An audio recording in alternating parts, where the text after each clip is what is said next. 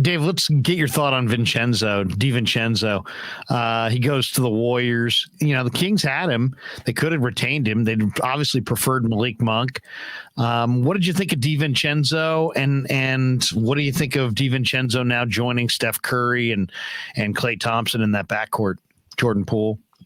I think it's tremendous. Donte DiVincenzo is just such a Warriors-y player, which is totally not a word, but you know exactly what I mean. He's a guy that's going to fit right in there when he's got, Mike Brown came over to us, and that's a loss because he captained that defense, and you're going to need those types of players that can play on ball D. And Donte DiVincenzo can do that. Remember, he was hurt. He had a really, really bad ankle injury. And what we saw out of him last year was just kind of a glimpse of what he could do. It's a wonderful pickup for the Warriors.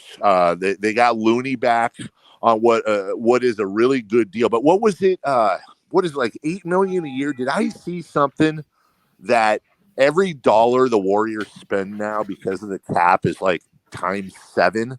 Yeah, they've got the repeater tax on this. Basically the deal was like going to be like $50 million if they had thrown, more money at Peyton. I mean, it's very punitive. The NBA is, this is a competitive balance thing, and they've got the repeater tax. The Warriors have the top payroll in the sport, and it limits them.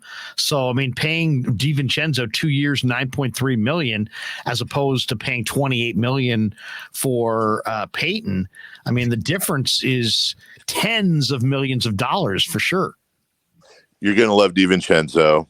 He's going to fit in very well. He does struggle, or did struggle last year a little bit with the open three. And he's going to have a lot of open threes, but he's going to provide on-ball wing defensive depth. And truly, do I think Malik Monk and Kevin Huerter are it makes the Kings a little more offensive and a little more deep. But back to the beginning of the conversation, DiVincenzo was one of their better defenders, and you pointed out very well. I mean, there's a lot of talk, and I can't even bring it up on my show because I just get killed when I even bring up the idea of moving Fox and letting Mitchell run the point and getting. It's like, seriously, like, I'm afraid people are going to stake my house out. You cannot talk about that.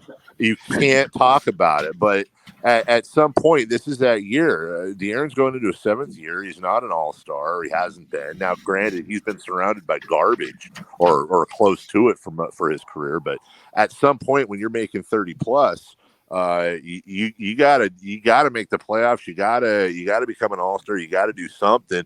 And he was not working with Tyrese Halliburton last year. So they move Halliburton, get Sabonis, and De'Aaron just absolutely took off.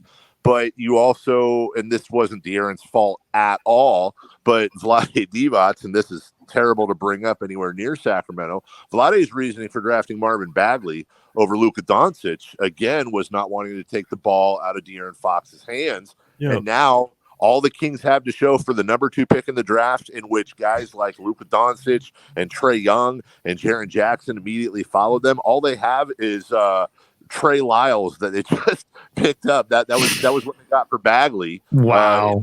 It's so sad. And at some point, this is really a put up year for De'Aaron, because at some point you got to quit making moves around him if you're treading water. So there's a lot of pressure out here. DiVincenzo loses a little bit of defense for us, but Golden State's going to love him.